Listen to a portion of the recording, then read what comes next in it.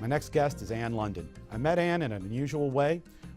She was shipping some paintings, and a friend happened to notice her and said, Charles, you got to meet this lady. She's phenomenal.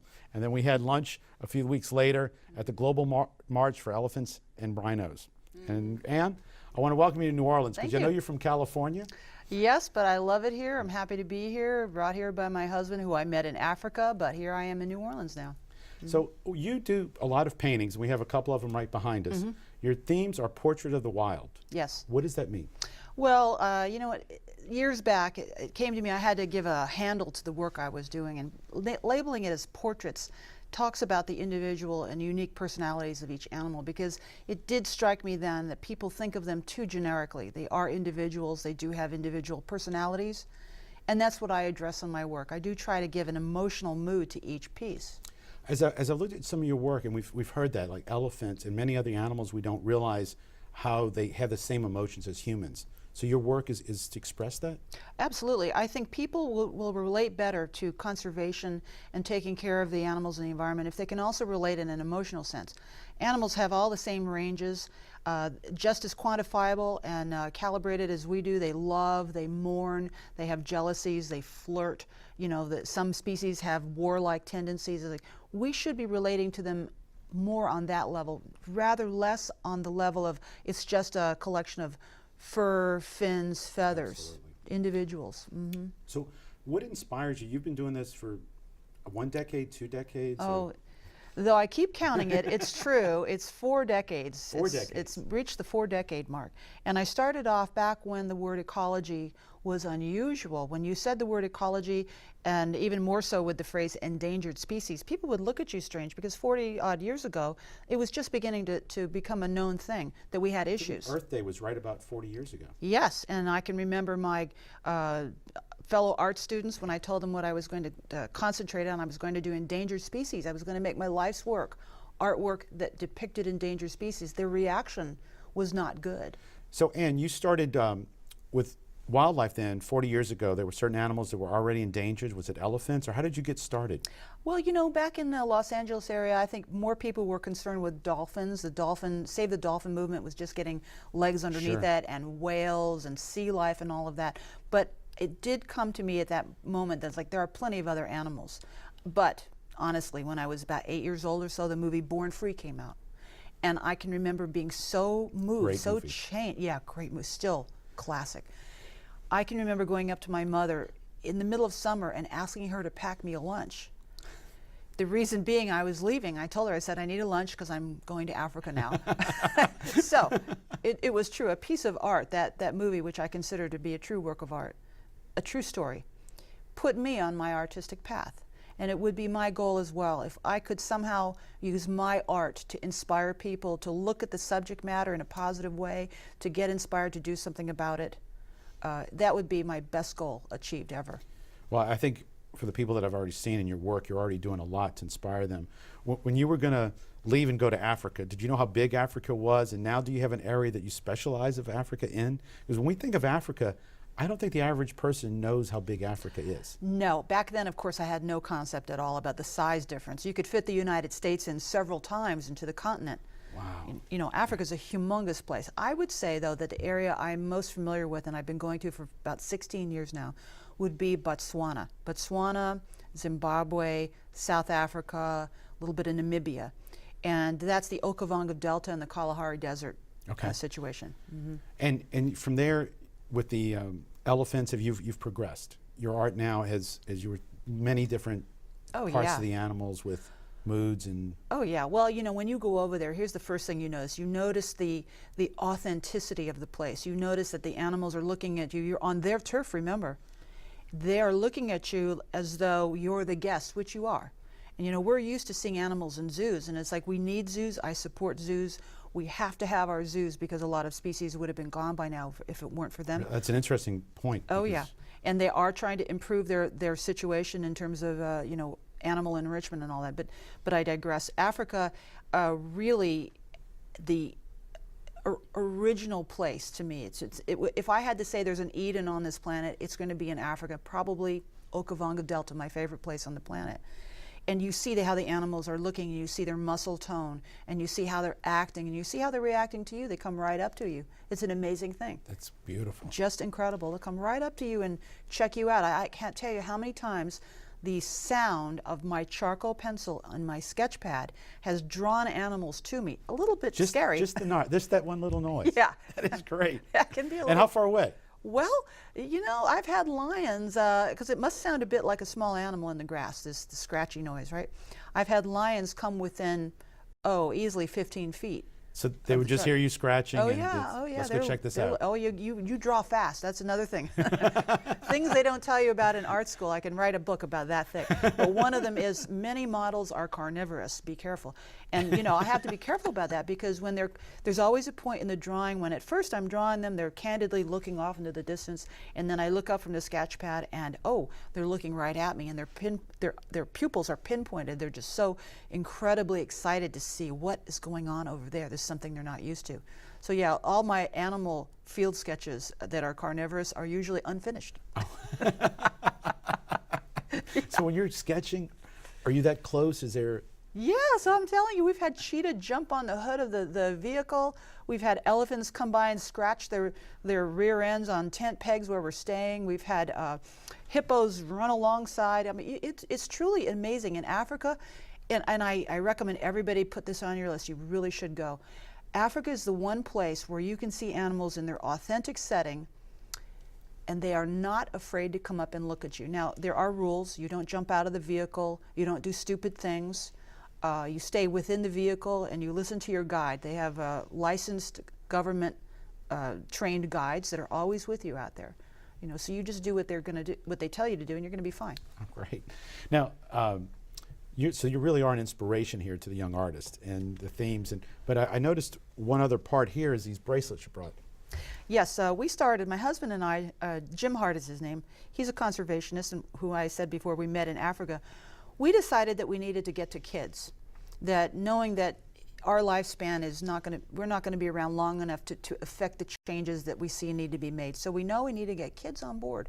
And kids are going to be the future of our environment, our world, period. So the sooner we can get them on board with this, the better. So we started a program. We started making these wristbands that say, our wildlife, my heritage, my future, I protect animals.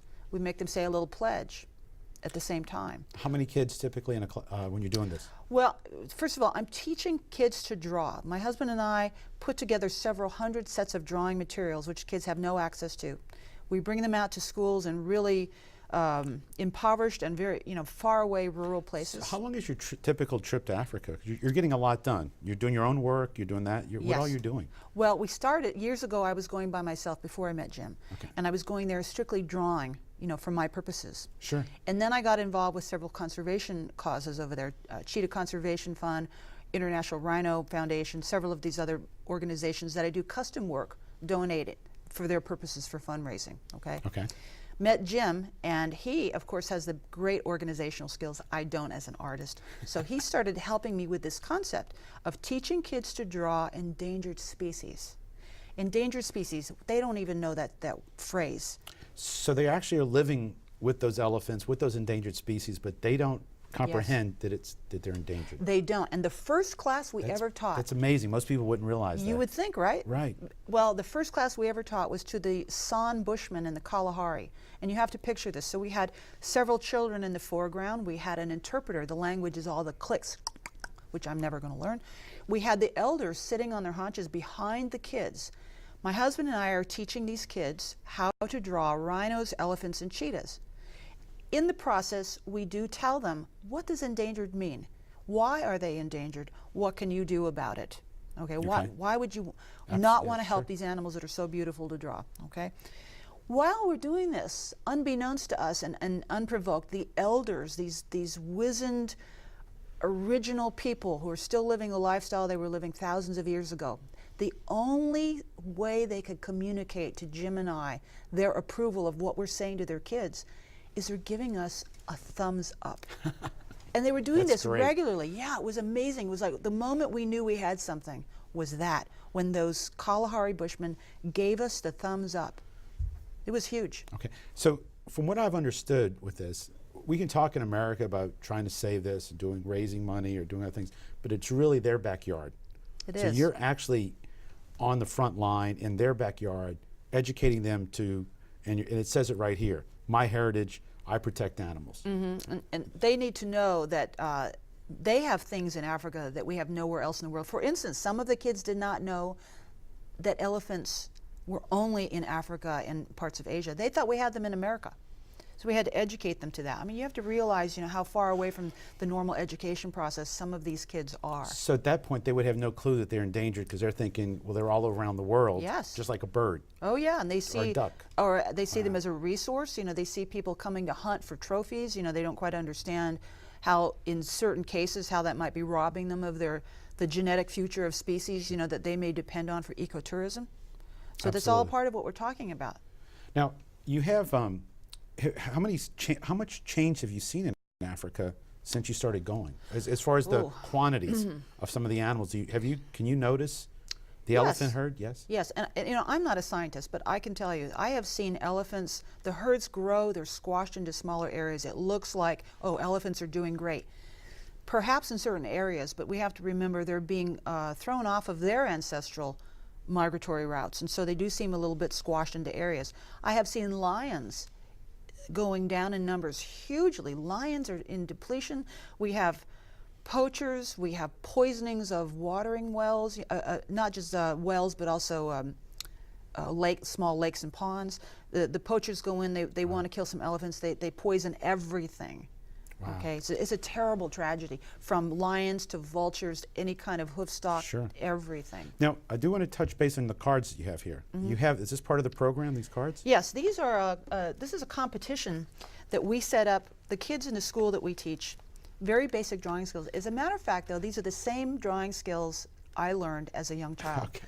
Basically using circles and lines to see form. Beautiful. And Beautiful. each class has maybe 30 kids. We're usually sitting on the dirt. We're under a tree. It's not inside a classroom. Uh-huh. So now was this card here done by one? Yes, that was one of our kids in the Jubilani School in Zimbabwe, and a charming kid by the name of Merrington. And you can see this kid can't be more than about 9 years old. This is a 9-year-old. Yeah, This pretty is amazing. fabulous. I know. I'm hoping they're going to put me out of business one day. Absolutely. So do you go back and work with some of these from 9 to 10 to 11 years old? We certainly do. We've been going back to the same areas for about 3 years now. Okay. And the purpose of the cards is to give these children something to be proud of. They can talk about this. The proceeds of these cards, the production of which we donate, the money of those sales goes directly back to those schools. So these kids can now talk about how their creativity is enhancing their environment. Okay. And not only that, we take them on game drives. So the winners of these little competitions that we have come with me on their very first game drive. Wow. And they've never seen rhinos. We have to go into protected areas for them to see them, and you should see the look on their face. So you actually have to take the people that live in Africa, you have to take them to go see a rhino. The irony, I know. The irony is not lost on me, believe me. I All right. know. Sad but true. So now you also have seen a lot of sanctuaries in America. It seems like you know a lot of people because you've been on the road with your art. What do you sense is going on in America right now? Do you sense a lot more energy for the conservation movement? Oh yeah, well America is nothing if not a positive force, in the world, as I see it. And I think that people are born optimists in America. I mean, you think about all the accomplishments that this very young country has made. It's like, those are crazy optimists, right? So God bless them, And I think that when you see these places that preserve animals that have been, let's say they were confiscated from a drug lord, or perhaps they were an animal that just couldn't be contained anymore within a private collection. You see these places where people are protecting them and using those places for education. They'll bring kids in, they'll Great. bring adults in and do an educational project for that. So it's like, I see a big change with that, huge. Well, so I want to bring this to a conclusion right now, and Anne is one of our best guests here for Awesome Wildlife Effort, and you can see that her energy is inspiring people in Africa and America to make that awesome wildlife effort that's going to be needed to prevent this, what we're hearing now is perhaps the sixth mass extinction of animals in the planet's history. So Anne, thank you for being our guest. Thank you. It's great Thanks. having you. I look forward to having you back again real soon. Can't wait, can't Okay. wait. And stay tuned, we'll be right back with Awesome Wildlife Effort.